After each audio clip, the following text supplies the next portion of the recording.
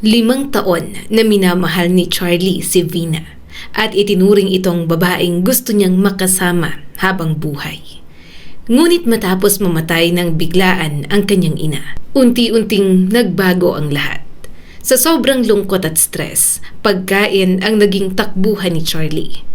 Tumaba siya, napabayaan ng sarili, at habang hindi niya namamalayan ang pagbabago sa kanyang katawan, napansin niyang nagbabago rin ang tingin sa kanya ng babaeng pinakamamahal niya.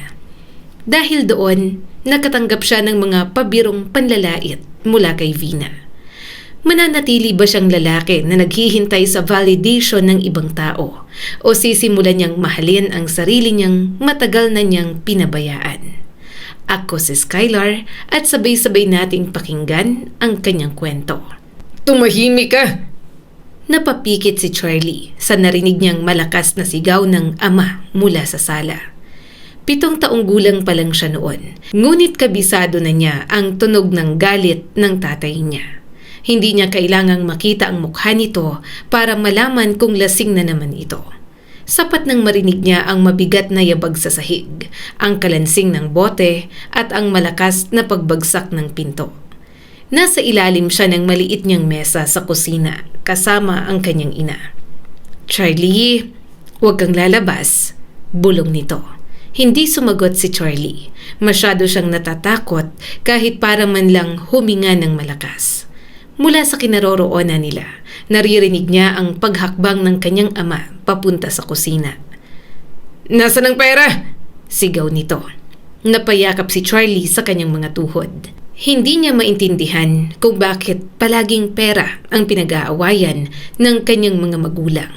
Hindi niya maintindihan kung bakit kahit may kaunti silang pagkain sa hapag, kailangan pa ring may mangyaring masama bago matapos ang gabi. Ang alam lang niya, kapag ganitong malakas ang boses ng ama, kailangan niyang manahimik. "Wala na, Tomas," mahinang sagot ng nanay niya. "Ibinili ko ng bigas at gamot ni Charlie. May lagnat kasi siya kanina." Palagi na lang wala. At bakit pa kailangang ibili ng gamot? Gagaling naman yan. Isang malakas na kalabog ang umalingaw-ngaw. Napapikit si Charlie. Sinungaling ka! Muling sigaw ng tatay niya. Akala mo hindi ko alam kung saan mo ginagastos ang pera? "Hindi ako nagsisinungaling," sagot ng kanyang ina, bagaman nanginginig ang boses nito. "Hindi naman kasya ang binibigay mo." Maya-maya, narinig niya ang pagkaladkad ng upuan. Kinuha siya ng kanyang ina at inilayo. "Mama," bulong niya. "Shh! Matulog ka na lang, anak," bulong pa ni Mila. "Huwag mong isipin si papa mo. Huwag ka na lang magpakita para hindi ka pag-initan." At sa murang edad, unti-unti niyang natutunan na ang tahanan ay dapat lugar kung saan ligtas ang isang tao. Pero para kay Charlie, ang kanilang bahay ay naging lugar na kailangan niyang katakutan. Kinabukasan, maaga siyang nagising. Tahimik ang buong bahay. Nakita niya ang ama na mahimbing na natutulog sa lumang sofa. May bote ng alak sa sahig at nakakalat ang ilang gamit sa paligid nito. Hindi siya lumapit. Tahimik siyang nagpunta sa kusina. Naroon ang kanyang ina, naghahanda ng agahan. May bahagya pang pasa sa braso si Mila. "Gising ka na pala, anak." "Mama, masakit po bang pasa mo?" Napatingin si Mila sa sariling braso. Agad nitong tinakpan yon gamit ang manggas ng damit. "Wala ito. Ayos lang, anak." Hindi niya gusto kapag nagsisinungaling ang kanyang ina para itago ang sakit. "Ma, bakit ganun si Papa? Lagi po ba siyang magiging ganon?" Hindi agad nakasagot si Mila. Lumapit na lang si Charlie at niyakap ang ina mula sa likuran. "Kapag malaki na po ako, hindi ako magiging katulad niya. Hindi po ako iinom, hindi ako sisigaw sa asawa ko, at hindi ko po sasaktan ng mga anak ko." Hindi nakapagsalita ang kanyang ina. Ilang segundo itong nanatiling tahimik bago siya hinarap at niyakap ng mahigpit. "Charlie, huwag mong dalhin habang buhay ang galit mo sa papa mo. Hindi yan makakabuti sa'yo." Lumipas ang mga taon. Binata na si Charlie. Hindi naging madali ang buhay. Ngunit mas lalong nagsikap si Mila para magkaroon ng sapat na pera, para makaalis na sila sa puder ng ama. Nakita yun lahat ni Charlie, kaya nang kayanin na nila, nilayasan na nila si Tomas. May lakas na ng loob na humiwalay si Mila, at yon ang tingin niyang pinakamagandang desisyon na ginawa ng kanyang ina. Habang ang ibang mga kaklase niya ay abala sa paglalaro pagkatapos ng klase, si Charlie naman ay madalas na tumutulong kay Mila na maglako ng mga paninda nito.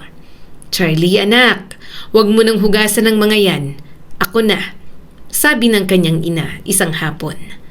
Nakatayo siya sa tabi ng lababo habang naghuhugas ng mga pinggan. "Kaunti na lang naman ma, ako na to. May assignment ka pa. Mag-aaral ka na." Bahagyang natawa si Charlie. "Natapos ko na po mama." "Baka naman mamaya sabihin mong tapos na pero hindi mo pa pala nagagawa."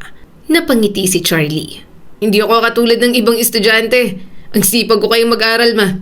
Siyempre, nakakahiya naman sa nanay kong napakasipag at napakaganda kung hindi ko ayusin, di ba?"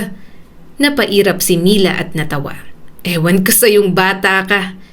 Pareho silang natawa. Maya-maya'y sumeryoso na si Charlie. "Kapag nakatapos po ako, hindi ka na magtatrabaho ng ganito. Gusto ko pong magpahinga kayo." Tumawa ang kanyang ina. "Ano naman ang gagawin ko? Hayaan mo akong magtrabaho. Hindi ako sanay.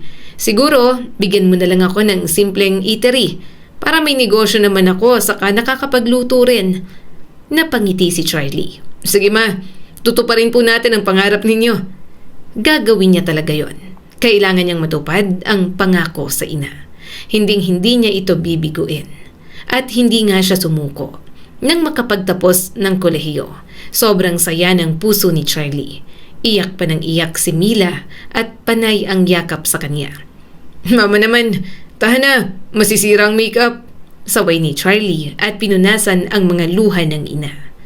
"Proud na proud lang anak. Hindi ko inasahan na mapapatapos kita ng kolehiyo. At ngayon ay graduate ka na." Mahina siyang tumawa. "Ay naku ma, ang drama mo pero salamat po sa lahat ng sakripisyo. Mahal na mahal po kita. Maghahanap po agad ako ng trabaho at babawi sa inyo." Napangiti lang ito at hinawakan na ang braso niya. "Halika na, kumain na tayo sa labas. Mag-celebrate na tayo."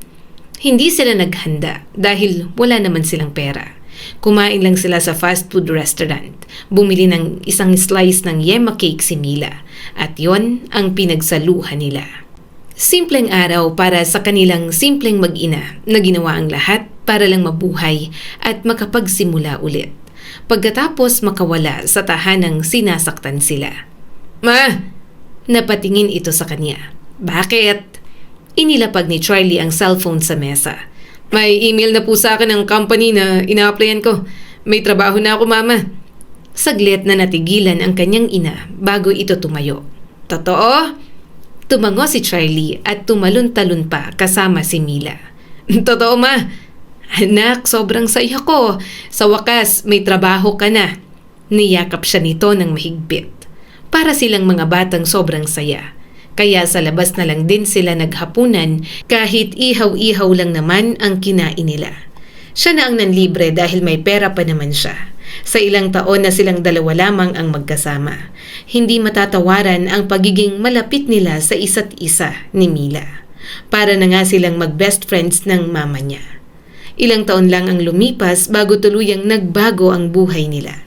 Nang makaipon, paunti-unti niyang pinaayos ang bahay para magandang tingnan. Wala siyang ibang pinagkakagastusan, pati na rin ang kanyang ina, kaya madali silang nakaipon. Nang kaya na, natupad niya ang maliit na eatery na gusto ni Mila. "Nako, mabuti at nauna na kayo. Swerte rito, malapit sa school saka sa mga factory. Maraming kakain dito, hindi kayo mawawala ng hanap buhay dito. Yung last kasi na umupa rito nag-abroad na." Nakangiting sambit ng landlord na uupahan nilang commercial space. Nagkatinginan silang mag-ina. "Excited na ako anak." Napangiti siya at inabutan ito ng pera. "Ikaw nang bahalang mamili ng mga gamit mama. May tiwala ako sa'yo. Kapag may kulang, magsabi ka na lang po." Tumango agad ito. "Sige, ako nang bahala." Paunti-unti naging maayos palalo ang buhay nila. Si Charlie maganda ang posisyon sa trabaho at maayos ang sahod. Si Mila naman madaling napalago ang negosyo nitong eatery. Kaya kapag may mga gusto na sila, madali na sa kanila kasi kahit papaano ay afford na nilang mag-ina. Pareho rin silang masipag at masinop sa mga ginagastos kaya hindi sila pabigat sa isa't isa. Mama, ang daming customer. Magdagdag ka na ng tao. Suhestyon ni Charlie nang pumunta siya sa eatery para kumain. Pinaghain siya ni Mila ng pagkain. Kaya nga, nagpapahanap na ako. Para yung gagawin ko pagluluto na lang. Kumain ka na. Napangiti si Charlie. Ikaw, ma, kumain ka na po. Tumango naman ito. Kumain na ako. Masayang masaya siyang makita ang ina na masaya sa ginagawa nito. Minsan pa nga, niloloko niya at sinasabihan na mag-asawa ulit. Basta ipakilala sa kanya at makita niyang maayos, okay lang kay Charlie na magkaroon ng bagong lalaki sa buhay ni Mila. Hindi ko na kailangan yan. Ikaw itong hinahanapan ko ng girlfriend. Hanggang ngayon wala ka pang dinadala. Minsang reklamo ni Mila habang nasa terasa sila ng bahay. Wala pang ang nakikilala, mama. Napairap si Mila. Maghanap ka na. Inakbayan niya na lang ang mama niya at kinulit ng kaunti. Inip na si Mila. Natatakot kasi itong tumanda siyang binata dahil wala siyang ibang inisip kundi trabaho lamang. Charlie, may ipapakilala ako sa'yo. Napatingin si Charlie kay Marco habang kumakain. Pas, kung katulad mong pangit. Tumawa si Marco at umiling. Parang timang naman. Seryoso ako pare. Kaya nga kita dinala rito sa party para makakilala ng ibang tao. Matagal ko ng kaibigan at naghahanap din ng boyfriend. Saka, di ba, naghahanap ka rin ng girlfriend. Mabait siya, masayahin at hindi maarte. Kaya alam kong magkakasundo kayo. Huwag ka lang magsuplado. Napailing si Charlie. Hindi ako ganun. Okay. Sino ba yan? Anong pangalan? Napangiti si Marco. Si Vina. Vina Ledesma. Napalingon si Charlie sa direksyon na tinuturo ng kaibigan at doon niya unang nakita si Vina. Simple lang ang suot nito, simpleng babae pero maganda at mukhang magaan kasama. Vina, halika! May ipapakilala ako! Tawag ni Marco. Napalingon agad si Vina nang may ngiti at lumapit sa mesa nila. Hi! Pinakilala agad sila ni Marco sa isa't isa. Charlie, si Vina. Vina, si Charlie. Nice to meet you. Marahang sambit ni Charlie. Tumango naman ang dalaga at tinanggap ang kamay niya. Nice to meet you too. Simple lamang ang unang pag-uusap nila. At habang nakikinig si Charlie sa mga sinasabi ni Vina, hindi niya maiwasang mapansin na mabait talaga ito. Bonus na maganda pa. Anong trabaho mo? Tanong ni Vina makalipas ang ilang minuto. Sa logistics company. Kasama ko si Marco sa trabaho. Tumango-tango ang dalaga. So, busy ka palagi? Medyo, pero may time pa rin naman. Ikaw, anong trabaho mo? Sumagot naman agad si Vina. Business. Tumutulong ako sa coffee shop ni Mommy. Sa akin naman yun in the future kaya ako na rin ang nagmamanage. Ang mama ko may business din. Simpleng eatery. Kapag nakilala mo yun, baka magkasundo kayo. Mahinang tumawa si Vina. Kakakilala pa lang natin. Gusto mo na agad akong ipakilala sa mama mo? Sorry. Nailang ka ba? Umiling agad ang dalaga. Hindi naman. Napahalakhak si Charlie. Mabuti naman kung ganun. Ayaw niyang ma-turn off si Vina sa kanya. Sayang naman. Mukhang compatible silang dalawa. Hindi niya inaasahang magiging komportable siyang kausap sa Vina. Kaya gusto niyang masundan yon ng mga date. Nakakatuwa ka nga. Dagdag pa ni Vina. Mukhang marunong kang makipagrelasyon ng seryoso. Nagkaroon ka na ba ng girlfriend? Sumagot naman agad si Charlie. Mga ka-MU lang nung high school. Pati na rin nung college. Pero hindi pa talaga nagkaroon ng girlfriend. Wala pa naman kasi akong pera nun. Mahirap magkaroon ng commitment sa ibang tao na walang-wala ka. Saka mas priority ko talaga na makapagtapos ng pag-aaral. Makapagtrabaho at maging maayos ang buhay namin ng mama ko. Galing kasi kami sa marahas na tahanan. Sinasaktan ng papa ko dati si mama, kaya tumakas lang kami. Simula nun, nagtulungan kami ni mama para mabuhay kahit kaming dalawa lang. Masaya siyang magkwento kay Vina. Halatang nakikinig talaga ito. Kaya lang, nang tinawag ito ng kasama, wala nang choice kundi magpaalam. Aalis na kami, Charlie. Salamat. Nakangiting paalam ni Vina. Napangiti rin siya. Sana may susunod pa. Mag-reply ka, please. Oo naman, masusundan pa to. Nagustuhan ko ang pag-uusap nating dalawa, so let's keep in touch na lang, Charlie. Hindi agad naging magkasintahan sina Charlie at Vina. Nagsimula lang sila sa simpleng pagkakaibigan. Okay lang yon para mas magkakilala naman silang dalawa. Sa dalas na nga nilang lumalabas ng magkasama pagkatapos ng trabaho, talagang nakakabisado na nila ang isa't isa. Hindi ba gusto mo yung coffee na walang asukal? Napatingin si Charlie rito. Paano mo nalaman? Sinabi mo nung unang beses tayo magkita. Saka napapansin ko, hindi ka talaga mahilig sa sweets. Mas gusto mo yung mas savory na pagkain. Sambit pa ni Vina. Parang may kumikiliti sa tiyan ni Charlie. Naalala mo yun? Oo naman. Napangiti si Vina. May mga bagay lang talagang natatandaan ako, lalo na kapag nagiging malapit na sa akin ang isang tao. Hindi na nagsalita si Charlie. Ngunit may kakaibang init na gumapang sa dibdib niya. Hindi siya sanay na may taong nakikinig sa maliit na bagay tungkol sa kanya bukod sa mama niya. Ano pang alam mo sa akin? Mahinang tanong ni Charlie. Hindi mo gusto ng masyadong matamis? Ulit ni Vina. Ayaw mo rin ng mayonnaise sa sandwich? Nang tuluyan silang maging magkasintahan, nandun ang takot at kaba ni Charlie.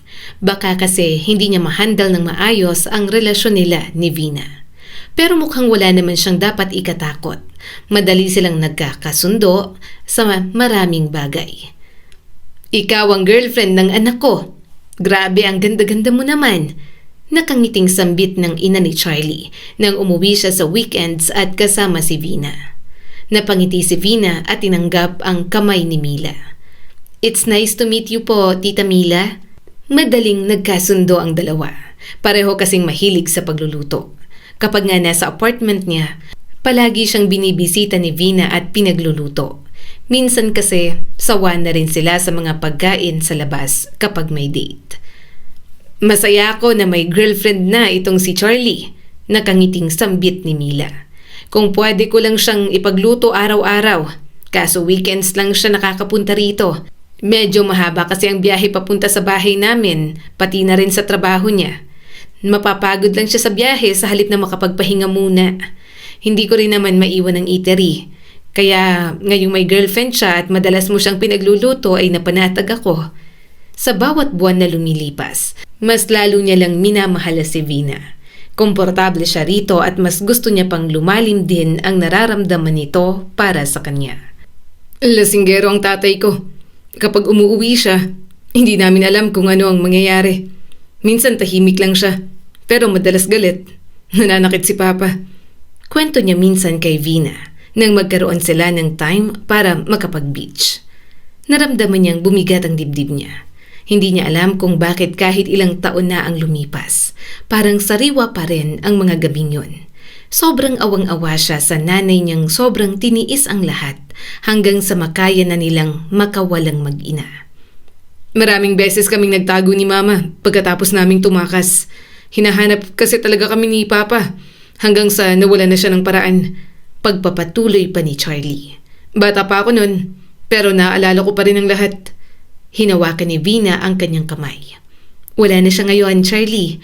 Maayos ng buhay mo. Maayos na kayo ng mama mo. Napangiti si Charlie at hinalikan ang kamay ng girlfriend. Tama naman ito.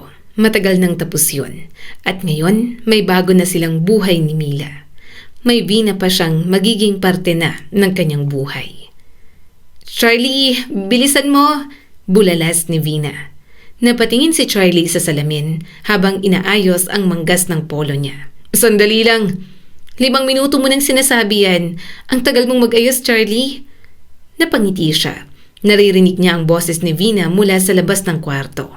At kahit hindi niya ito nakikita, alam niyang nakapamewang na naman ito habang naghihintay. Okay na! Bulalas ni Charlie. Paglabas niya, nakita niya si Vina na nakatayo sa may pintuan. Hawak ang maliit nitong bag. Napatingin ang dalaga sa kanya mula ulo hanggang paa. Tumaas ang isang kilay ni Vina. Ano yan? Bakit, may mali ba? Ngumiti si Vina at saglit na hinalikan siya ng malalim. Gwapo ng boyfriend ko? Napailing si Charlie at agad na pinunasan ng labi dahil sa lipstick nito. Kala ko naman kung ano. Tumawa si Vina at hinawakan ang braso niya. Halika na bago pa magbago ang isip ko. 3 taon na silang magkasama at hanggang ngayon gusto pa rin niyang kasama si Vina. Hindi siya kailanman magsasawa rito. Aktibo rin sila sa kama at mas lalo niyang nakilala si Vina sa bahaging yon.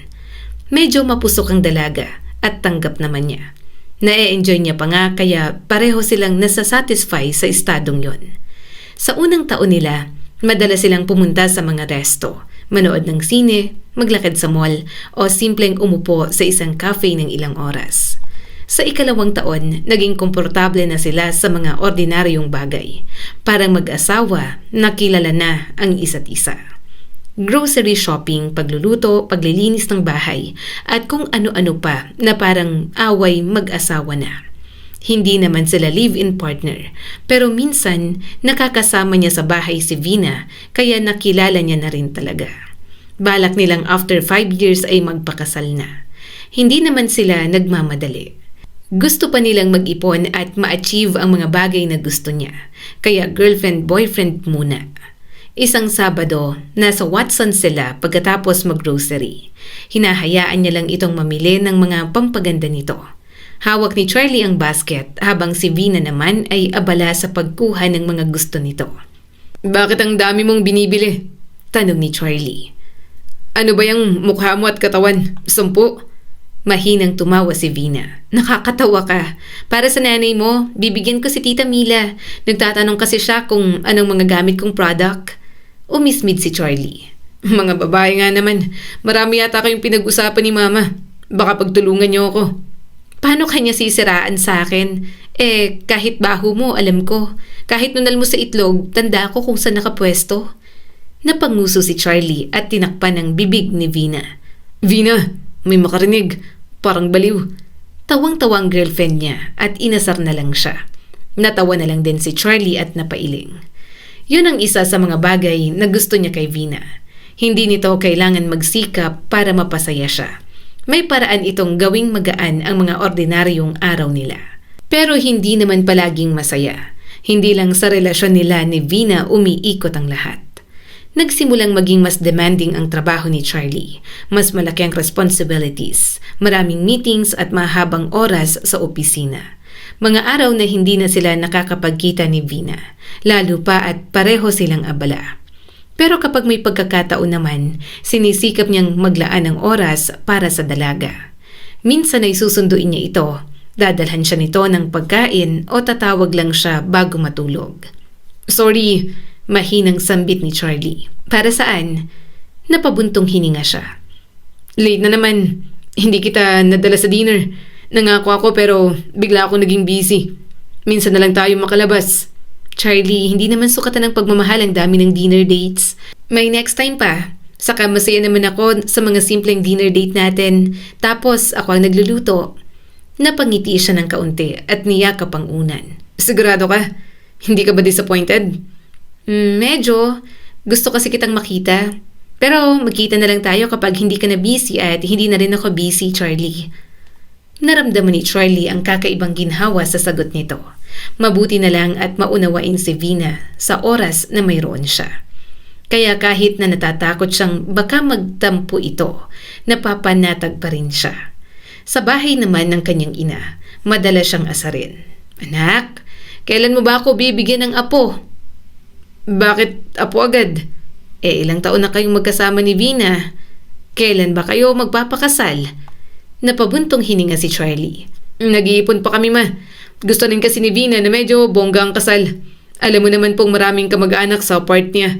Kahit matagal na po kaming magkarelasyon, hindi naman ibig sabihin nun, kailangan ng may apo. Siyempre, si Vina naman po ang manganganak. Hindi naman po ako. Tinanong ko po siya. Basta ma, darating din yan. Atat na atat ka naman talaga. Tumawa na lang ang kanyang ina. Bilisan nyo na. Gusto ko nang mag-alaga ng apo. Kung siyang tatanungin, handa na naman talaga siyang magpakasal. Pero bata pa kasi ng 3 taon si Vina sa kanya. Hindi pa nito naiisip magpakasal. Gusto pa nitong mag-enjoy sa pagiging girlfriend lang. Saka na raw magpapakasal ang dalaga kapag 27 years old na. 30 years old naman si Charlie sa panahong yun. Tama lang at ideal na para magkaroon ng sariling pamilya. "Charlie!" Tawag ng katrabaho niya. Napahinto si Charlie sa pagtatype sa laptop. Nasa opisina siya noon, nakayuko sa ilang dokumentong kailangan niyang tapusin bago matapos ang araw. "May tumatawag sa'yo, hindi mo napapansin?" Napatingin siya sa cellphone na nakapatong sa mesa. Saglit niya yung tinitigan bago sinagot. "Hello? Si Charlie ba to?" Opo, sino po sila?" Tanong niya at tiningnan pa ulit ang inaasikaso niyang documents. "Anak ka ba ni Mila? Si Adi ito, yung kapitbahay niyo na bumibili palagi ng ulam." Napakunat ang noo niya. Opo, bakit po? May nangyari po ba?" "Charlie, kailangan mong pumunta rito. Nakita namin nakahando sa isa sahig, si Mila. Kaya sinugod na namin sa ospital. Kaso ang bilis ng pangyayari. Bigla na lang siyang pumanaw. Dead on arrival." Napatayo si Charlie. "Anong ibig niyong sabihin?" "Charlie, pumunta ka na rito. Dito na tayo mag-usap." Hindi." Nanginginig ang mga kamay niya at hindi alam ang gagawin. Napatingin ang mga katrabaho niya sa kanya. Hindi, baka nagkamali kayo. Hindi pwedeng basta mamatay na lang si Mama. Maayos lang siya kaninang umaga. Katawagan ko pa siya." Hindi niya maalala kung paano siya nakalabas ng opisina. Basta inako na lang ng mga katrabaho niya ang trabaho at hinayaan siyang umalis. Habang nagmamaneho siya papunta sa ospital, nanlalabo na ang mga mata ni Charlie sa luha. Hindi ka pwedeng mamatay, Mama. Huwag mo akong biglain ng ganito." Sa ospital, parang wala siyang maramdaman. May mga taong lumalapit sa kanya. May nagpapaliwanag, nagsasabi ng mga salitang hindi niya gustong marinig. Ano raw po bang nangyari?" Naluluhang tanong ni Charlie. "Sabi ng doktor, inatake raw sa puso ang mama mo." At nang makita niya ang ina na wala ng buhay, hindi na niya napigilan ang mga hikbi. Niyakap niya ang inang wala ng buhay. "Mama, hindi pwedeng ganito. Hindi ka man lang nagpaalam. Gumising ka na, Mama. Umuwi na tayo. Hindi pwede to. Gusto mo pa po ng apo, hindi ba?" Sunod-sunod na tumulo ang mga luha ni Charlie. Mahal na mahal niya si Mila. Alam naman niyang hindi mahaba ang buhay ng isang tao. Pero hindi pa siya handa. Para sa kanya, bata pa ang mama niya. Para sa kanya, hindi pa nito deserve na mawala. "Charlie," tawag ni Vina sa kanya. Napalingon siya at agad na yumakap dito. Vina, wala na si Mama. Wala na siya." Yumakap sa kanya pabalik si Vina. "Shh! Hindi ko maintindihan." Bulong niya habang nanginginig ang boses. "Tumawag lang siya sa akin kanina. Nagkamustahan kami. Hindi pwedeng basta na lang siyang nawala. Hindi ko man lang nailaban ang buhay niya, Vina. Hindi pwede to. Bubuksan niya pang eatery. May mga customer siya naghihintay sa mga luto niya. Hindi siya pwedeng basta mawala." Lumipas ang mga sumunod na araw. Nasa tabi niya lang si Vina. May mga kailangang ayusin na mga dokumento, papeles at mga kamag-anak na kailangan tawagan. Lahat yon ay ginagawa ni Charlie. Sa burol, madalas siyang nakaupo sa isang sulok. Nakatingin sa kabaong kung nasaan ang pinakamamahal niyang ina. "Charlie, kumain ka muna," sambit ni Vina habang hinahaplos ang buhok niya. "Hindi ako gutom." Napabuntong hininga ang kanyang girlfriend. "Hindi ka pa kumakain ng maayos simula kanina. Charlie, alam kong nahihirapan ka sa pagkawala ni Tita Mila. Pero hindi siya matutuwa na ganito ang ginagawa mo. Kailangan mo patuloy at magpalakas kahit wala na siya. Mahal na mahal ka niya na hindi niya gugustuhin na maging miserable ka. Hindi ka nag-iisa. Nandito pa ako. Sasamahan kita." Nang matapos ang libing, bumalik si Charlie sa eatery ng mama niya ng mag-isa. Gusto niyang makita ang lugar na parang huling piraso ng kanyang ina. Pagbukas niya ng pinto, sinalubong siya ng katahimikan. Napahinto si Charlie. "Mama." Kapag mga ganoong oras, naririnig niya ang tunog ng mga plato, kalansing ng mga kutsara, tawanan ng mga customer at boses ng kanyang ina na nagtatanong kung ano ang order. Mama, tahimik na ang mga mesa, malinis ang sahig, nakataob na rin ang mga upuan. Sa kusina, naroon pa rin ang mga gamit ng kanyang ina sa pagluluto. Ayaw niyang matanggal ang mga yon. Gusto niyang bilhin ang pwestong yon sa landlord kahit gaano kamahal. Wala siyang alam sa eatery. Hindi niya kayang mag-manage. Hindi siya marunong magluto ng kasing sarap ng luto ng mama niya. Pero bahala na. Basta bibilhin niya ang pwestong yon at ang gusto ni Charlie na nandoon lang ang mga alaala ng kanyang ina. Umupo si Charlie sa isang mesa. Mama, namimiss na kita. Yun ang parehong mesa kung saan dati silang kumakain kapag walang customer. Naalala niya ang mga simpleng pag-uusap nila. Napatungo si Charlie. Sorry, Mama. Wala ako sa tabi mo sa mga huling sandali mo. Hindi na kita naabutan. Gabi na nang makauwi si Charlie. Tahimik ang bahay. Inilapag niya ang susi sa mesa at umupo lamang siya sa sala. Maya-maya, narinig niya ang pagbukas ng pinto. Charlie? Napatingin siya kay Vina. Akala ko umuwi ka na. Napabuntong hininga ito. Nagpaalam muna ako kay Mommy. Dito muna ako matutulog. Sasamahan kita. Hindi ka pa kumakain? Umiling naman si Charlie. Hindi ako gutom. Umupo ito sa tabi niya. Wala namang sinabi si Vina. Pero gumaan ang loob niya. Dinantay na lang ang ulo sa balikat ng girlfriend. Vina, wala na si Mama. Hinawakan nito ang kanyang kamay. Alam ko na masakit. Pero kakayanin mo pa rin yan, Charlie. Huminga siya ng malalim. Dati kahit anong mangyari, alam kong may uuwian ako. May mama ako pero ngayon wala na siya. Hindi niya man lang naabutan na nagpakasal tayong dalawa. Charlie, sorry. Ayos lang. Sambit ni Charlie at humalik sa pisngi nito. Hindi naman talaga dapat minamadali ang pagpapakasal. Isa pa wala namang umasa na mawawala ng maaga si Mama. Sadyang oras na lang talaga niya siguro. Ang hindi ko lang matanggap, sobrang bigla ng pagkawala niya. Wala man lang paabiso. Mabuti na lang at nandyan pa rin si Vina. At sa sobrang sakit ng pagkawala ng kanyang ina, kumapit siya sa katotohanan yon. Yumuko siya at ipinatong ang noo sa balikat ni Vina. Please, Vina, wag mo kong iiwan ah. Hinaplos ni Vina ang buhok niya. Nandito lang ako, hindi ako aalis, hindi kita iiwan. Pumikit si Charlie. Hindi niya alam kung gaano katagal siyang nanatili sa yakap ng girlfriend. Ngunit sa gabing yon, yun lamang ang kailangan niya. Isang taong mananatili at kamay na hawak sa kanya. Hindi agad natutunan ni Charlie kung paano mamuhay nang wala ang kanyang ina. Mas naging mahirap ang mga gabi. Dati, kapag hindi siya makatulog, tatawagan niya lang si Mila na mahilig magsabi ng mga alam nitong chismis hanggang sa makatulog na siya. Minsan, pagagalitan siya nito dahil madaling araw na at hindi pa siya tulog. Ngayon, wala na siyang matatawagan. Kaya si Vina ang naging taong hinahanap niya. Gising ka pa, Charlie? Anong oras na? 2:00 na. Sabi mo may pasok ka pa bukas. Madilim ang kwarto nang marinig niya ang boses nito. Oo. Naramdaman niyang gumalaw si Vina sa tabi niya. Bakit hindi ka pa natutulog? Iniisip mo na naman ang mama mo? Hindi sumagot si Charlie.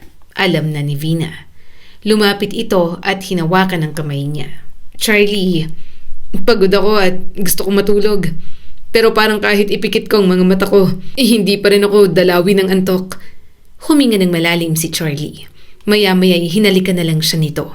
Hanggang sa lumalim yon at nauwi na sa mainit na sandali. At kahit paano, nakatulog si Charlie sa pagod. Unti-unting naging bahagi ng araw-araw niyang buhay ang pag-aalaga ni Vina. Naging dependent siya rito. Kapag nasa tabi niya ang girlfriend, hindi siya masyadong nag-iisip. Kapag naman wala, bumabalik na naman ang lungkot. Charlie, kumain ka na? Tanong ni Vina. Later na. Pagkatapos nitong ginagawa ko. Napairap agad ang kanyang girlfriend. Anong later? Kumain ka na. Tumigil ka muna at kumain. Natawa na lang siya ng hilahin ni Vina. Wala siyang choice kundi ang kumain. Habang kumakain, may binuksang topic ang girlfriend niya. Charlie? Tumunghay siya rito. Hindi mo ba naisip na baka mas madali kung magsama na tayo? Like, live together, ganon. Naisip ko lang kasi mas magandang mag-live-in setup na tayo before marriage para makilala natin ang isa't isa sa iisang bubong. Saka gusto kitang samahan. Alam ko nalulungkot ka pa rin sa pagkawala ng mama mo. So, mas maganda siguro yon? Hindi agad sumagot si Charlie. Alam niyang malaking desisyon yon. 3 taon na silang magkasintahan. Matagal-tagal na rin. Ngunit ang pagsasama sa iisang bahay ay iba. Magiging bahagi na sila ng pang-araw-araw na buhay ng isa't isa. Napangiti si Charlie ng kaunti. Baka magsawa ka sa akin. Kapag magkasama tayo araw-araw, makikita mo lahat. Lahat ng ugali ko. Sambit pa ni Charlie. Kung may nakakatakot man sa pagsasama, pwede naman nating harapin. Napabuntong hininga pa siya. Gusto mo talaga? Tumango agad si Vina. Gusto ko na talaga. Magsama na tayo, Charlie, para mas masamahan kita at malagaan. Hindi nagtagal, nagsimula silang magsama. At para kay Charlie, yun ang isa sa pinakamasayang panahon ng buhay niya. Nauuna umuwi si Vina dahil mas maaga itong natatapos sa coffee shop nito. Kapag binubuksan ni Charlie ang pinto pagkatapos ng mahabang araw sa trabaho, madalas ay sasalubungin siya ng amoy ng pagkain. Charlie, nandito ka na pala. Napagod ka? Nakangiting tanong ni Vina at agad siyang sinalubong ng yakap. Oo, sobrang pagod. Malambing namang sagot ni Charlie. Anong niluto mo? Ginataang chicken. Halika na, kumain na muna tayo. Napapangiti siya. Gusto niyang may naghihintay. Gusto niyang may taong nagtatanong tungkol sa araw niya. Kaya naiisip niya na kapag handa na talaga si Vina, pakakasalan niya na ito. Ngunit kasabay ng pag-unlad ng kanyang career ang pagdami ng trabaho. Naging mas malaking bahagi ng araw niya ang opisina, na tipong kapag umuwi siya ay pagod na talaga. Charlie, kumain ka na? Tanong ng kanyang girlfriend. Hindi pa. Napabuntong hininga si Vina at tumayo. Bakit? May pagkain dito. Kumain ka na. Kumain na ako. Kanina pa kita hinihintay. Late ka palang makakauwi. Busy lang talaga. I'm sorry, Vina. Babawi na lang ako. Mahinang tumawa ang dalaga. Okay lang. Hindi naman ako galit. Umupo ka muna at kumain. Magana siyang kumain. Masarap kasing magluto si Vina. Bukod doon, parang naging stress reliever niya na talaga ang pagkain. Simula nang mamatay ang kanyang ina. Unti-unti, naging mas malalaki ang serving niya.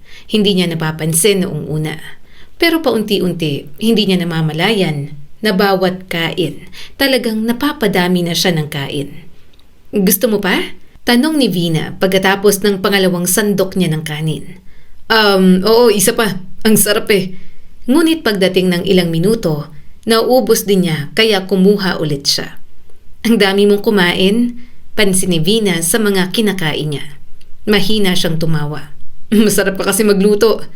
Hindi niya iniisip na ang dami at lumalaki na ang kanyang katawan.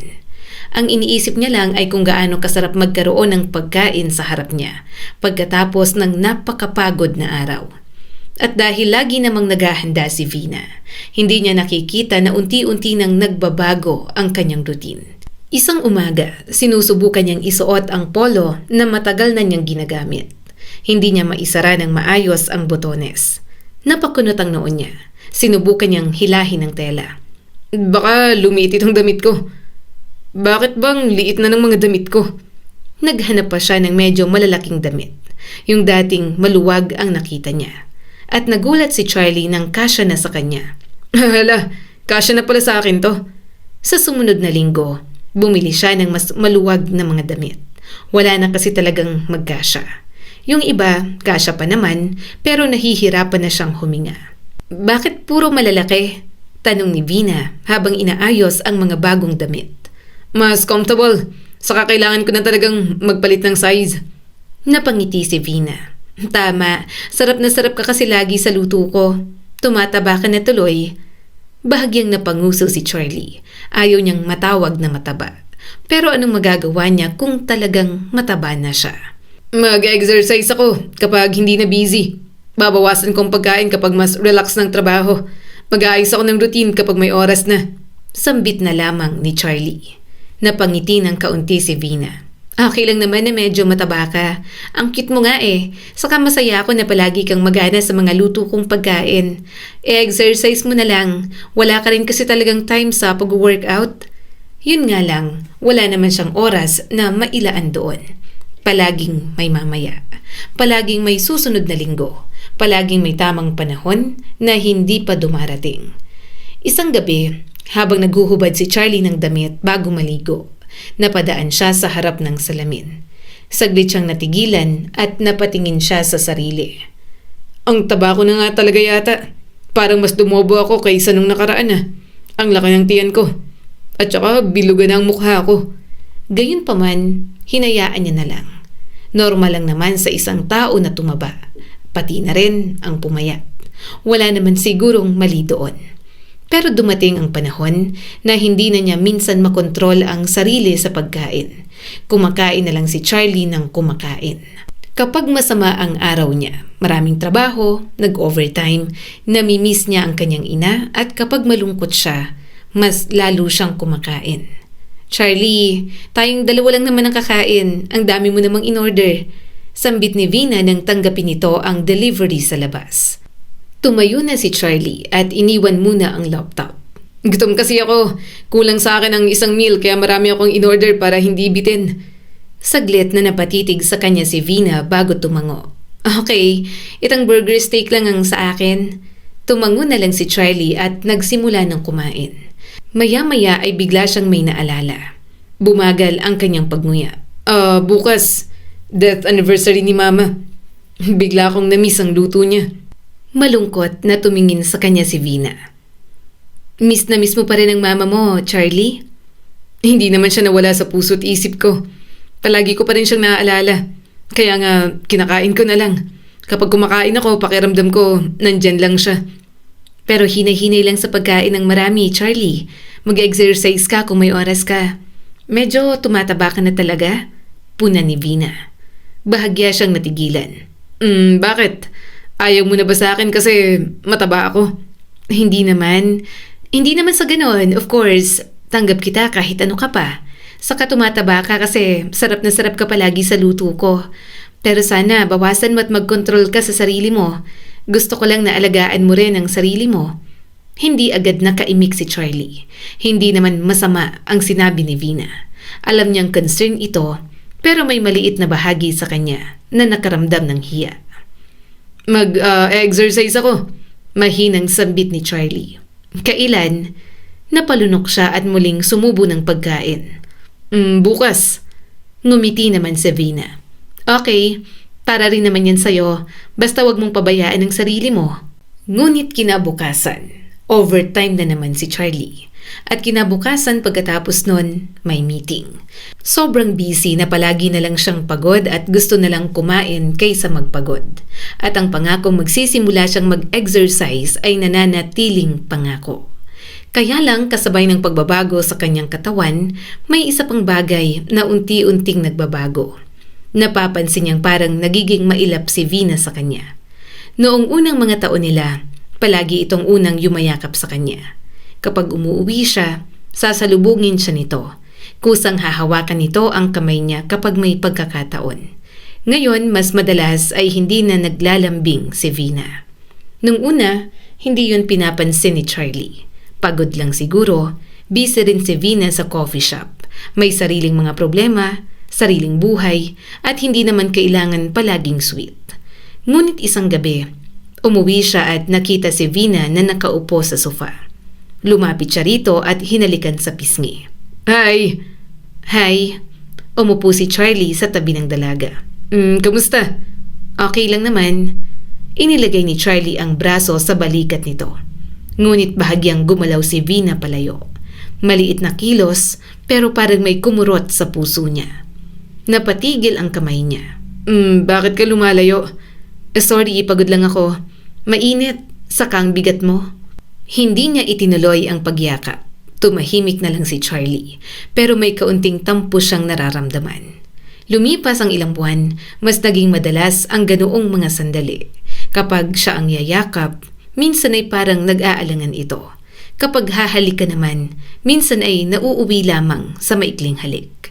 Hindi na natutuloy sa dati nilang ginagawa kahit minsan ay gustong-gusto niya. Kung may mangyari man, sobrang saglit lang at hindi na sila nakakatagal gaya ng dati. Vina, gusto ko... Mahinang bulong ni Charlie at sinubukang itaas ang laylayan ng pantulog ni Vina. Binigyan lang siya ng maliit na halik ni Vina, pero hanggang doon lang. Next time na lang, okay? Wala ako sa mood. Hindi niya alam kung ano ang ibig sabihin ng lahat ng kilos ni Vina. At ayaw niyang magtanong dahil natatakot siya sa sagot. Sa isip niya, baka normal lamang yun.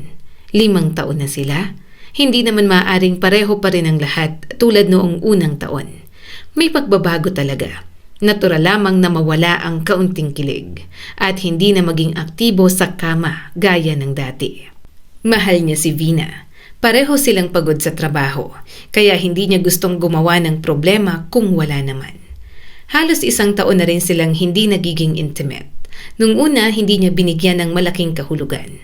Kaya lang, kapag nararamdaman niya at tuwing tumatanggi ito, pakiramdam ni Charlie ay nakakadiri siya. Kaya inaayawan na ni Vina. Vina, may problema ba tayo? Bahagya itong natigilan. Bakit mo naitanong, Charlie? Napapansin ko lang, parang hindi na tayo gaya ng dati. Sandaling natahimik si Vina at tumitig sa kanya. Hindi na tayo gaya ng dati, pero hindi naman ibig sabihin na may problema, Charlie. Matulog ka na. Huwag ka nang masyadong mag-isip. Matulog na lang tayo. Huminga siya ng malalim. Parang ang layo mo sa akin. Pagod ka na ba sa akin? Marahan itong umiling. Hindi. Sigurado? May nagawa ba ako? May nasabi ba ako? May ginawa ba akong nakasakit sa'yo? Wala. Sagot ni Vina. Charlie, wala. Kung ganun, bakit parang may nagbago? Tumihaya si Vina at tiningnan ang kisame. Wala namang nagbago. Masyado ka lang nag-overthink. Walang problema, Charlie. Posible. Baka nga. Marahil dahil sa lahat ng pinagdaanan niya, naging sensitive na lang siya. Hindi niya gustong maging ganoong lalaki. Ayaw niyang maging lalaking palaging naghahanap ng assurance. Ayaw niyang tanungin si Vina bawat araw kung mahal pa ba siya nito. Ayaw niyang maging clingy at maging insecure. Okay, sabi na lang ni Charlie. Pagod lang siguro tayong pareho. At natapos ang usapan nila ng ganoon lang. Pero hindi natapos ang pakiramdam ni Charlie. Sinubukan niyang huwag pag-isipan. Kinabukasan, naging abala siya sa trabaho. At sa loob ng ilang oras, nakalimutan niya ang lahat ng mga bagay na bumabagabag sa kanya. Ngunit pag-uwi ni Charlie, bumalik din yun sa kanya. Nasa sala si Vina nang makauwi siya. Hi! Hi! Sagot ni Vina habang abala sa cellphone. May pagkain sa kusina, kumain ka na. Salamat. Dumaan siya sa tabi nito. Dati sa ganoong pagkakataon, yayakap si Vina sa kanya. Tinititigan niya pa ng ilang segundo ang girlfriend. Wala itong ginawa kahit ano. Kaya yumuko na lang si Charlie at hinalikan ito sa noo. Mamaya na ako kakain. Tumango si Vina. Okay, siya nga pala, next week birthday ng pinsan ko. Wala ka namang pasak that time, hindi ba? Pumunta tayo. Sige. Habang papunta siya sa silid nila, may kakaibang bigat sa dibdib niya. Hindi niya alam kung bakit kailangan pa niyang mag-isip bago yakapin ang sarili niyang girlfriend. 5 taon na sila. Dati, natural lamang yon. Pero ngayon, parang kailangan niyang hulaan kung gusto ba nitong magpahawak sa kanya. Dumating na nga ang birthday ng pinsan ni Vina. Puno ng tao ang bahay. Kapag nandoon siya, masaya kahit papaano. Gusto niya ang pamilya ni Vina. Hindi formal ang mga ito. Maingay, mapagbiro, minsan ay sobra kung mag-asaran. Pero hindi yun nakakaasiwa para sa kanya. Charlie, kumuha ka pa! Napalingon siya sa pinsan ni Vina. Okay na ako, busog na ako. Napailing naman ito. 5 years ka nang nakakasama sa mga ganitong gathering, pero hanggang ngayon, mahiyain ka pa rin. Hindi naman, busog na lang talaga ako. Marami na akong nakain. Ang sarap ng handa mo. Tiningnan niya si Vina. Nakikipagkwentuhan ito sa mga pinsan. Tumawa ito ng malakas habang nakikipagbiruan. Maupo ka na ron, inom tayo. Sabi pa ng isang pinsan nito. Sige, kaunti lang. Magdadrive pa ako pa uwi. Saka iinom din yata si Vina, kaya hindi ako dadami ng alak. Nang lumipas ang ilang oras, mas naging maingay ang usapan. At tulad ng karaniwang nangyayari sa mga family gathering, dumating ang puntong napunta ang usapan sa relasyon nila ni Vina. 5 years na kayo, di ba? Napatingin si Charlie sa katabi niyang si Vina. Oo, 5 years na. Grabe, 5 years, ang tagal. Sabi ng isa. Bakit hindi pa kayo magpakasal? Napangiti si Charlie. Darating din yan. May plano naman kami. Hindi pa lang namin masyadong napag-uusapan. Si Vina lang naman ang hinihintay ko. Bahagyang natawa si Vina nang tumingin ang mga pinsan nito sa kanya.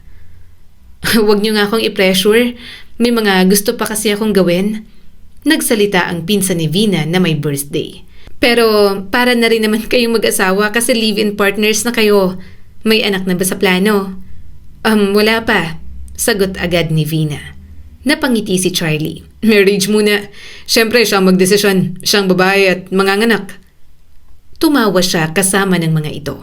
Ngunit sa loob-loob niya, may ibang bagay siyang iniisip. Dati, madalas nilang pag-usapan ni Vina ang kasal. Minsan pinag-uusapan pa nila kung ilang anak ang gusto nila. Noon, natural ang lahat, na parang naghihintay lang sila ng perfect timing. Kaya lang ng sandaling yon, kahit ang pagbanggit sa marriage nila ay parang may kasamang kaba. Parang iniiwasan at ayaw pag-usapan ni Vina. Baka next year. Tumawa siya ng awkward. Basta kapag ready na, bahala na. Napatingin siya kay Vina. Hindi niya mabasa ang ekspresyon nito. Pero seryoso lamang ito. Namumula habang umiinom ng alak. Halatang may tama na ng kaunti. Vina, ikaw, kailan mo pakakasalan si Charlie? Tanong ng isa pa nitong pinsan. Mukhang ikaw lang ang hinihintay ng boyfriend mo. Tumawa si Vina at malikot ang mga mata. Hindi ko alam. Ewan, hindi na ako sure eh. Napanganga si Charlie. Hindi siya makapaniwala sa naging sagot ni Vina. Nasaktan siya ng sobra, pero hindi niya yon pinahalata. Muli pang nagsalita si Vina. Saka medyo nawawala na ng thrill ang pagsasama naming dalawa. Nagtawanan ng ilan. Napangiti rin si Charlie ng kaunti, pero tinatago niya na lang talaga ang tampong nararamdaman. Hoy! Sabi ng isang pinsan. Ano na naman yan? Ano bang thrill? Sa kama ba? Tumawa si Vina. Totoo naman. Napatingin si Charlie sa girlfriend at bahagyang bumulong. Vina, lasing ka na. Umuwi na tayo. Ngunit hindi ito tumigil. Paano naman ako? Dati naman, si Charlie ang mas dominante sa amin. May ilang napahagikgik. Nag-init ang mukha ni Charlie. Nakatitig lang siya kay Vina at hindi na makatingin sa mga pinsan nito. Sanay na naman siya sa mga biruan na ganoon. Sa opisina, ganoon din ang biruan nila. Pero hindi siya komportable na ganoon ang pananaw ni Vina na nauna pa nitong sabihin doon kaysa personal nilang pag-usapan. Vina, ngumiti lang ito at tinapik ang dibdib niya. Pero ngayon, parang ako na lang ang gumagawa ng paraan. Kaya nawawalan na ako ng gana eh. Hindi na kami sobrang active gaya ng dati. Boring na. Ang taba niya na kasi. Lumiliit na yung niya. Halos 1 taon na yatang wala eh. Tumahimik ang paligid. May ilang tumawa. May ilang nagkatinginan. Marahil alam na overshare ng ginagawa ng girlfriend niya. Hindi niya alam kung ano ang gagawin. Hindi niya alam kung paano sasagutin ang ganoong klase ng biro. Nahihiya siya at natatapakan ang kanyang ego. Hoy, Vina! Sabi ng isang pinsang babae at lumapit na rin dito. Medyo lasing ka na. Tumahimik ka na dyan. Hindi ako lasing. Tumawa pa si Vina. Medyo lang. Natawa ang ilan. Pinilit din ngumiti ni Charlie. Joke lang naman. Yun ang sinabi niya sa sarili. Ngunit nagpatuloy si Vina at talagang inulit pa ang mga bagay na hinihimutok nito sa kanya. Kasi naman, ang laki na niya ngayon. Dati ang lakas ng confidence niya. Ngayon, parang ayaw niya nang tumingin sa salamin. Tumingin si Charlie sa mesa. Hindi niya alam kung saan ilalagay ang kanyang mga kamay. Gusto niyang tumayo, gusto niyang umalis, pero ayaw niyang gumawa ng eksena. Ayaw niyang maging sentro ng atensyon o makita ng lahat kung gaano siya nasaktan. Kaya nanatili siya, tahimik na nakikinig, umaasang titigil na si Vina. Hindi ko naman sinasabing pangit siya. Dagdag pa ng kanyang girlfriend sabay tawa. Ang gwapo-gwapo niyan, lalo na nung nagkakilala kami. Pero hindi na talaga katulad dati. Mas madali pa nga na isipin ko na lang yung celebrity crush ko na kasama ko sa kama kaysa siya. May ilan na hindi na tumawa. May isang pinsan nito ang nagsabi, Vina, tama na yan. Ang dami mong sinasabi. Mag-aaway pa kayo ng boyfriend mo. Umuwi ka na lang. Lasing ka na. Charlie, sige na, umuwi na kayo. Lasing lang siya. Huwag mong masyadong isipin ang mga sinasabi niya. Marahang tumango si Charlie. Oo naman. Hindi naman niya ikinagalit na may celebrity crush si Vina. Lahat naman ng tao ay maaaring humanga sa ibang tao. Kaya lang, masakit na kapag sila ang magkasama, ay kailangan pa nitong isipin na ibang lalaki para lang masatisfy kasi hindi niya magawa. Na ang intimacy nila ay hindi na isang bagay na inaabangan nito, na kailangan pang ilayo ni Vina ang isip nito upang makayanan ang pagiging malapit sa kanya. Hindi nakatulog ng maayos si Charlie ng gabing yun. Nakauwi na sila, nalinisan niya na si Vina at tulog na. Bakit mo naman sinabi ang mga yon? Mahinang tanong ni Charlie habang nakatitig sa tulog na si Vina. Pagsikat ng araw, maaga siyang nagising. Nagpunta siya sa kusina at gumawa ng kape. Nang marinig niyang bumukas ang pinto ng kwarto, hindi siya lumingon agad. Makalipas ang ilang segundo, lumapit si Vina at yumakap sa kanya.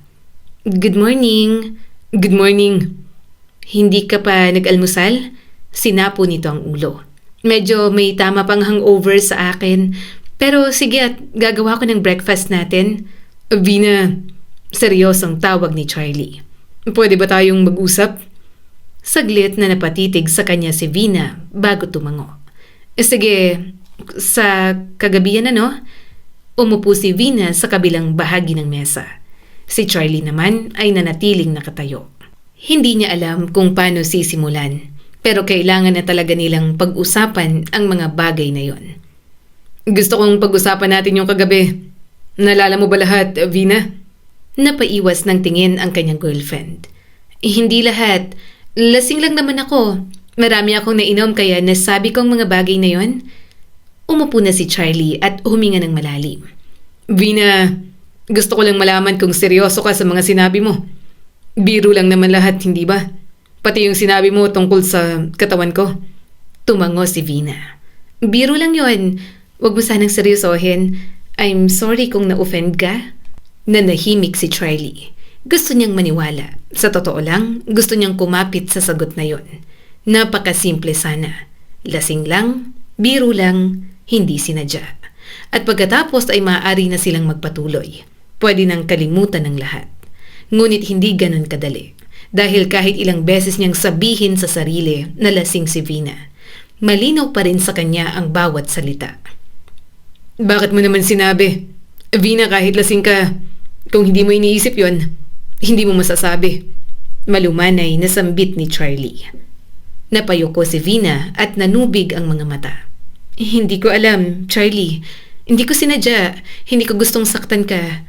Sorry, galit ka ba? Hindi agad sumagot si Charlie kasi hindi niya alam kung ano ang dapat na maramdaman. Nasasaktan siya pero hindi niya kayang aminin. Kasi pakiramdam niya, kasalanan niya rin naman. Siya ang nagbago, hindi na siyang dating lalaking nagustuhan ni Vina. Charlie, tawag nito sa kanya at naluluha na. Hindi ako galit sa'yo pero nasaktan ako. Tumango si Vina. Sorry. Pagkatapos ng pag-uusap na yon, pilit man nilang inaayos. Hindi na talaga naging katulad ng dati. Hindi naman sila agad nag-away. Naging tahimik sila ni Vina. Parang parehong kumakapa sa kung sinong unang puputol sa sinulid ng pasensya nila.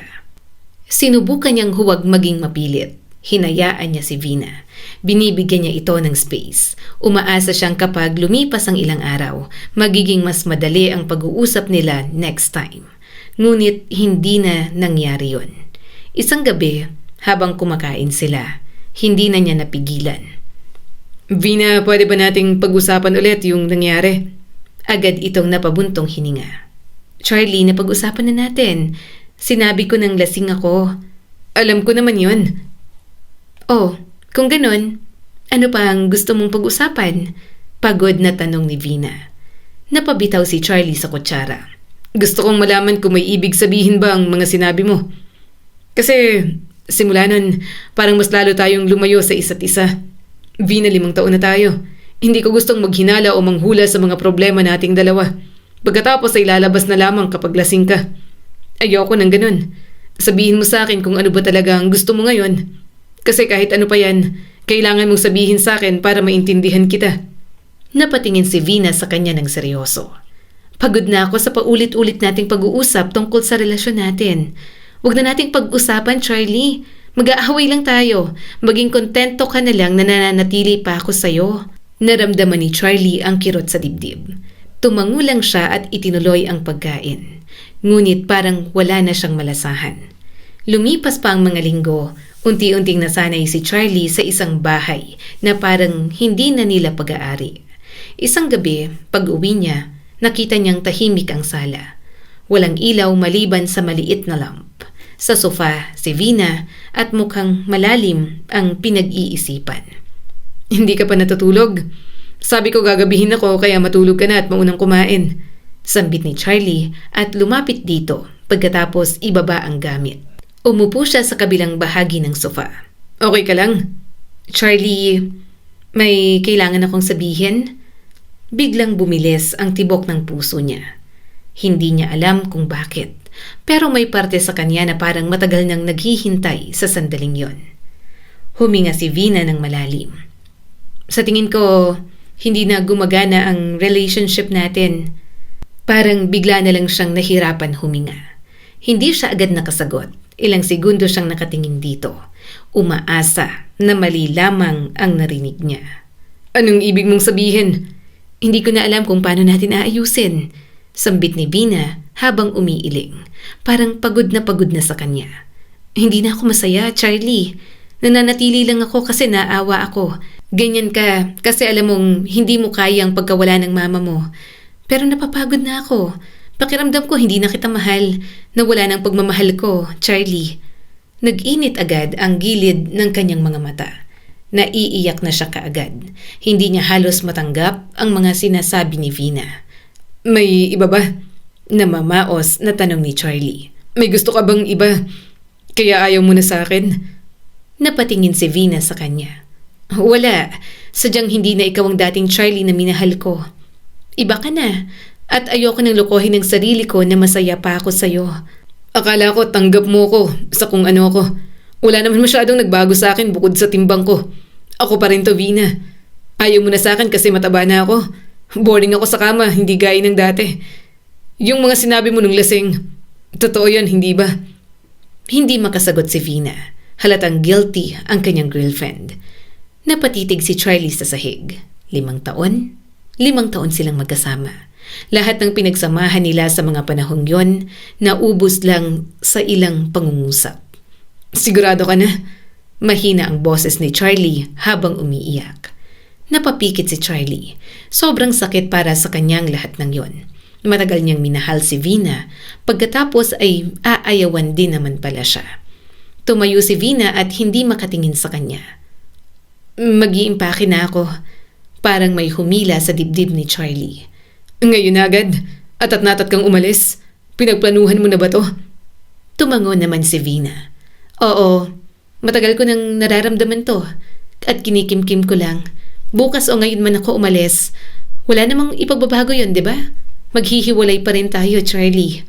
Pumasok na si Vina sa kwarto. Tumayo naman siya at sumunod. Pagpasok niya sa kwarto, nakita niyang nakabukas ang maleta sa kama.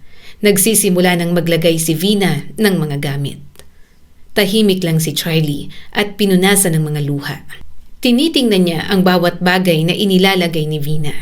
Charlie, napatingin siya nang muling marinig ang boses nito. Salamat sa lahat. Pero siguro hanggang dito na lang tayo. Hindi ako nakikipaghiwalay sa'yo dahil may iba ako. Talagang pagod na lang akong magpanggap na masaya ako, Charlie. Sana maintindihan mo. Tumawa siya ng mahina, ngunit may pait. Vina, 5 taon tayo. Hindi ko alam na basta mo nalang itatapon ang pinagsamahan nating dalawa. Tahimik silang nagkatinginan. Gusto niyang sabihin na huwag na lamang itong umalis. Na baka maayos pa nila. Na baka kaya niya pang magbago at hintayin lamang ni Vina. Gusto niya pa sana ng isang chance mula rito.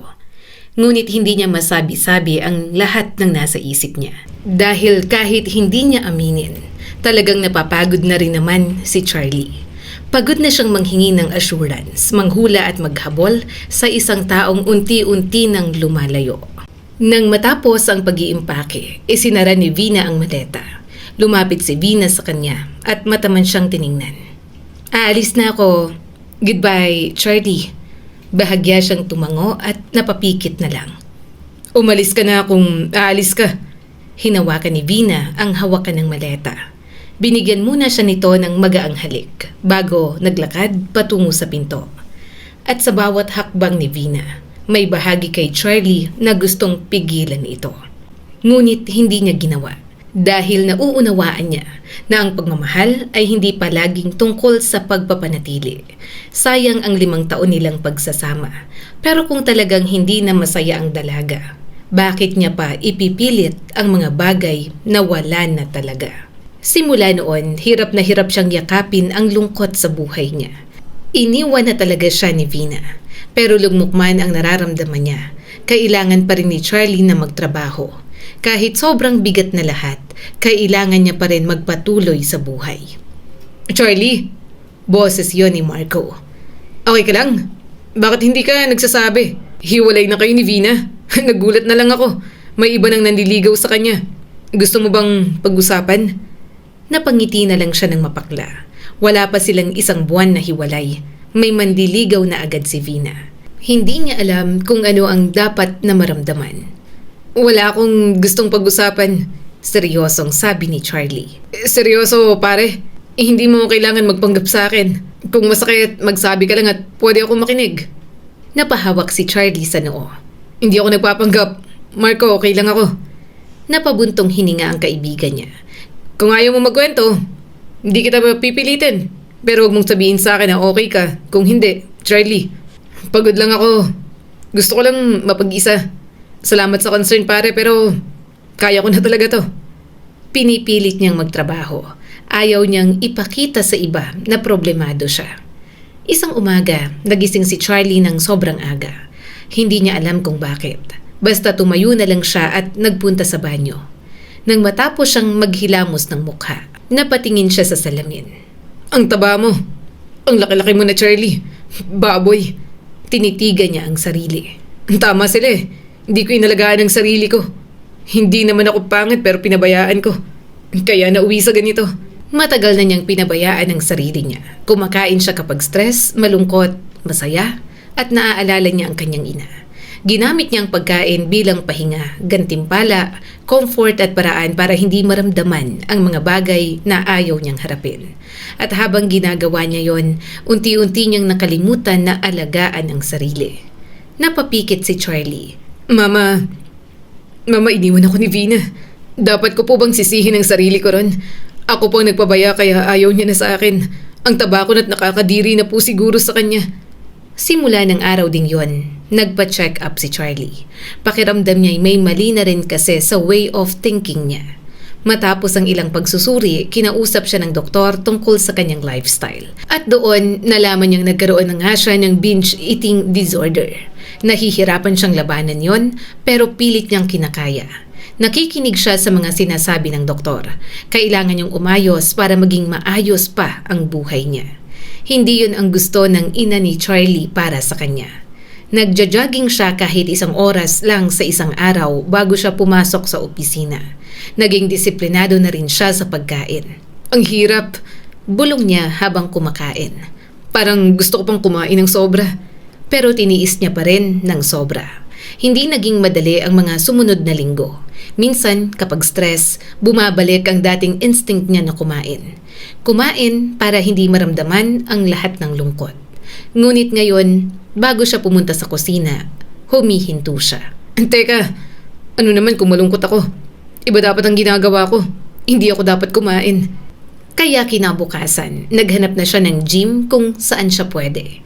Kailangan may instructor siya na magtuturo sa kanya ng mga dapat gawin. Magpapaalala na hindi dapat pagkain ang ginagawa niyang stress reliever. Isang Sabado, pumunta siya sa dating eatery ng kanyang ina. Matagal na yung nakasara, pero nabili niya na rin sa wakas. "Ano ba ang balak mo rito?" tanong ng dating may-ari. "Hindi mo pa rin bubuksan. Sayang ang space. Magandang magamit mo para may negosyo ka." Napangiti siya ng kaunti. Pag-iisipan ko nga po yan. Hindi naman po habang buhay na magtatrabaho ako sa office. Gusto ko rin po ng sariling negosyo. Iniisip ko lang na baka pwede kong simulan ng pinagpatuloy ni Mama na kainan. Nang buksan niya ang pinto, bumungad sa kanya ang amoy ng lumang kahoy at alikabok. Tahimik at wala na ang mga maiingay na customer. Wala na rin ang mama niya na madalas niyang makita sa counter. "Charlie anak, pakikuha nga ng plato." Gawa ng kanyang imahinasyon. Napangiti siya ng kaunti. Mama, Inilapag niya ang dala niyang gamit at nagsimula siyang maglinis. Pinunasan niya ang mesa, nilinis ang counter, inayos ang ilang upuan, inalis ang mga alikabok. Nang matapos siya, umupo siya sa paboritong upuan ng kanyang ina. Mama, sorry. Hindi ko alam kung paano ko gagawin ito nang wala ka. Pero susubukan ko.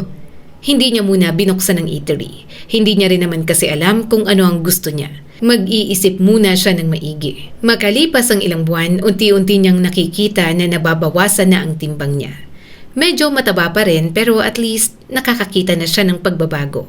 Unti-unti na rin siyang bumalik sa pakikipagkita sa mga kaibigan. Pagdating ni Charlie, nakangiti agad si Marco. Uy, buhay ka pa pala. Napatawa si Charlie. Ang drama mo. Ilang buwan kitang inaaya. Ilang buwan ka rin tumatanggi pare. Namiss ka namin. Nagbabawas ka ah. Medyo pumayat ka na ulit. Okay ka na ba? Naka-move on ka na. Muli siyang tumawa. Oo naman, naka-move on na. Inaayos na rin ang sarili para naman hindi malugmok sa lungkot. Mas lalo siyang natutong lumabas kapag may oras. Isang weekend, nagpunta siya sa isang lugar na hindi pa niya napupuntahan. Namundok si Charlie nang siya lang. Nakakapagod pero ang ganda. Mahina niyang sabi at kinuhaan ng larawan ang magandang view sa harap. Napangiti siya ng kaunti. Marami pa talagang magagandang bagay sa mundo. Kaya bakit sisirain ko lang ang sarili ko dahil sa lungkot at pag-iisa?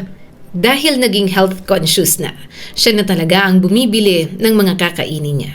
Nagluluto na lang kaysa palaging kumain sa labas. Hindi siya kasing sarap magluto ni Mila at Vina. Pero alam ni Charlie na pwede na ang mga luto niya. Minsan habang nagluluto, naaalala niya si Vina. Pero hindi na kasing sakit tulad ng dati. Siguro may boyfriend ng bago si Vina. Sabi niya na lang habang kumakain. Isang taon matapos ang breakup, napansin ni Charlie ang pagbabago sa kanya. Mas malakas na siya at hindi na gaanong hinihingal. Mas maayos ang tulog, mas active at confident na ulit.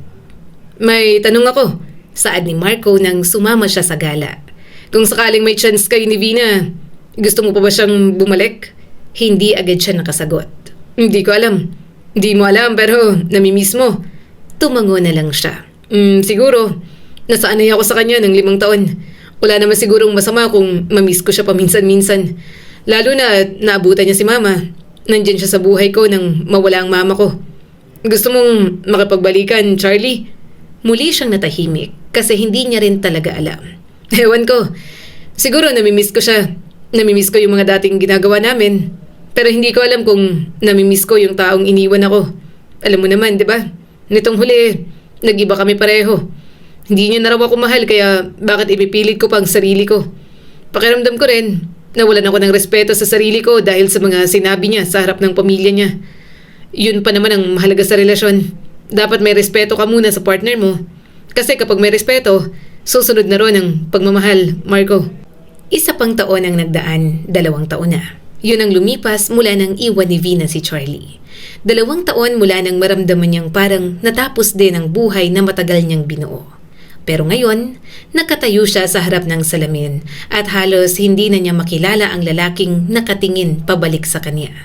Hindi dahil ibang tao na siya, kundi dahil sa unang pagkakataon, mukhang siya na talaga. Mas maayos ang katawan, malakas, malusog at maaliwalas ang mukha. Pero hindi yon ang pagbabagong ipinagmamalaki niya. Ang pinakamalaking pagbabago ay hindi nakikita sa salamin at ng ibang tao. Mas kalmado na si Charlie. Mas marunong na siyang magdala ng sarili niya kahit mag-isa at nalulungkot. Isang Sabado ng hapon, tumawag si Marco. May party mamaya. Continuation ng nakaraang party. Humabol ka. Di ka na nga nakapunta sa simbahan. Hindi ako pupunta. Minura siya ng sobrang lakas ni Marco. Anong hindi pupunta? Sasapakin kita eh. Birthday ng anak ko, 1-year-old. Ninong ka ha. Ayusin mo regalo mo. Malakas na tumawa si Charlie habang nasa department store at nasa children's section. Oo na, papunta na nga. Bibili na ng regalo. Pagkababa ng tawag, nakapili na si Charlie ng ireregalo sa anak ni Marco. Pinabalot niya na yon at binayaran. Maingay ang venue nang siya ay dumating. May mga taong nag-uusap, tumatawa at kumakain. May mga dating kakilala pang nakita si Charlie. Pagpasok niya, ilang tao agad ang bumati. Charlie, uy pare, tagal na ah. Kumusta? Ano yan? Ganda ng katawan mo ah. Model ka ba? Ang hot mo. Naglalabay tong pinsan ko oh. Sinamaan ito ng tingin ni Elma. Wisit ka? Kitang tomboy ako, maglalaway ako dyan. Tawang-tawa ang mga ito sa kalokohan. Natawa na lang din siya.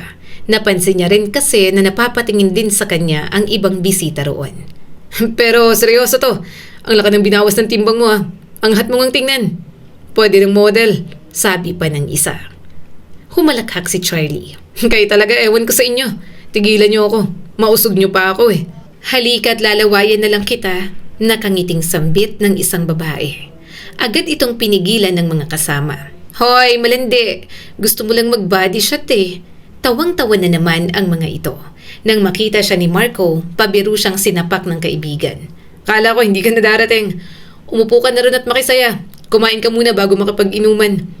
Yun na nga ang ginawa ni Charlie. May iba siyang hindi kilala, kaya nagpakilala na siya. May ilan naman na nangangamusta. Ang laki ng pinagbago mo, Charlie. Paano ka pumayat ng ganyan? Turuan mo nga ako. Ang laki na ng tiyan ko. Balik alindog muna at baka mag-asawa ng asawa ko. Sabi ni Emily at tumingin pa sa asawa nito. Napatawa siya. 2 taon na healthy living. Saka disiplina lang talaga. Kaya mo yan. Habang nakikipagtawanan, nahagip ng mga mata niya si Vina. Parang ilang segundo lang ang lumipas bago bumalik ang lahat. Vina! Hindi niya alam kung gaano katagal niya itong tinitigan. Nagtitigan lang sila na parang may gustong sabihin sa isa't isa. Hindi niya alam kung ano ang iniisip nito. Ang alam lang niya, ilang minuto itong nakatitig bago umiwas.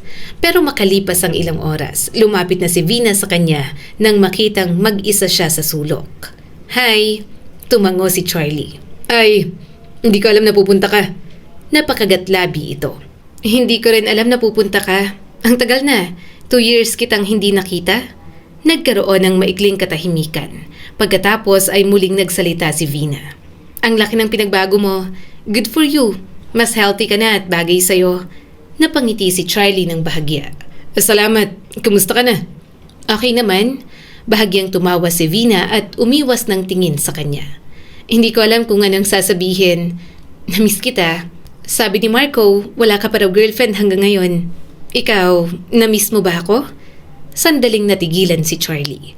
May bahagi sa kanya na gustong sumagot ng oo. Dahil, totoo naman, namiss niyang ilang bagay. Namiss niyang pagkain, pero hindi niya namimiss ang buong relasyon nila ni Vina. May mga bagay lang akong namimiss. Mga simpleng bagay lang. Ngumiti si Vina ng kaunti. Ako rin, naalala mo yung mga weekend natin? Mga dates at road trips nung mga panahong maayos pang lahat? Tumango si Charlie. Maganda ang mga alaalang yon. Lalo na at kasama pa nila ang mama niya ng panahong yon. Hindi pa siya kinakain ng lungkot at hindi niya kailangan magsinungaling para patunayang naka-move on na siya. May boyfriend ka na? Hindi niya alam kung bakit siya nagtanong. Marahil dahil naalala niya ang narinig niya noon. 1 buwan lamang matapos ang breakup nila, may bago ng boyfriend si Vina. O wala, 3 months na kaming hiwalay nang sumunod sa'yo. Napatingin si Charlie rito. Bakit kayo naghiwalay? Hindi nag-work. Hindi siya okay. Akala ko okay na. Actually, nagsisi ako sa breakup nating dalawa. Nanatiling tahimik si Charlie. Hindi niya inaasahan yon. Matamang tumingin si Vina sa kanya. Nagsisisi ako sa mga nasabi ko nung nalasing ako. Nagsisisi ako na iniwan kita at hindi inintindi. Sana sinamahan na lang kita. Sana hindi kita iniwan. Sana nandyan ako sa tabi mo para ma-motivate kang magbago. At habang tinitingnan kita ngayon, inaamin ko na sobrang nagsisisi ako, Charlie. Napabuntong hininga si Charlie. 2 years na, Vina. May minahal ka na ngang iba. Hindi mo na dapat nararamdaman yan. Marami na ang nangyari. Napakagatlabi ulit si Vina. Maraming nangyari pero na-realize ko na ikaw pa rin pala. Napatingin siya rito. Parang ayaw niyang maniwala. Hindi siya kumbinsido. Saka lang naman ito lumapit ngayong maayos na siya. Pero ng mga panahong lugmok na lugmok siya sa pag-iwan nito, kahit isang beses, hindi ito nagtangkang kumustahin man lang siya. Charlie, sa tingin mo ba, mali tayo nun sa paghihiwalay? Tanong pa ni Vina na parang hindi ito ang naging dahilan ng hiwalayan nila. Huminga siya ng malalim. Hindi ko alam, Vina. Nakalimutan mo na ba? Ikaw ang nakipaghiwalay. Charlie, nakipaghiwalay ako kasi nagbago ka. Ako lang ba? Seryosong tanong ni Charlie. Vina, nagbago ka rin. Sinabi mong hindi mo na ako mahal. Sinabi mo nang tanggap mo ako kahit maging ano. Pero hindi naman pala. Kumislap sa luha ang mga mata ni Vina. Galit ka ba sa akin, Charlie? Napatingin ulit siya kay Vina. Hindi ako galit. Paano ako magagalit sa'yo para sa mga magagandang alaalang binigay mo sa akin? Para sa mga taon na sinamahan mo ko nang mawala ang mama ko. Hindi ko kayang magalit. Kahit nang walan ka ng respeto sa akin sa huling taon ng pagsasama natin. Hindi ako nagagalit, Vina. Pero hindi ibig sabihin na mahal pa kita. Hindi ibig sabihin na gusto kong bumalik sa dating tayong dalawa. Nakalimot na ako at masaya na. Bumagsak agad ang mga luha ni Vina at agad itong pinunasan. Pero hindi ka pa nagkakaroon ng girlfriend? Hindi nagkaroon kasi hindi ako naghanap. Pinagtuunan ko muna ang sarili ko. Nawala ako, Vina. Alam mo yan, napabayaan ko ang sarili ko. Sandali silang natahimik. Patuloy ang pag-agos ng luha ni Vina. Hindi niya akalaing makikita niya itong iiyak sa harap niya.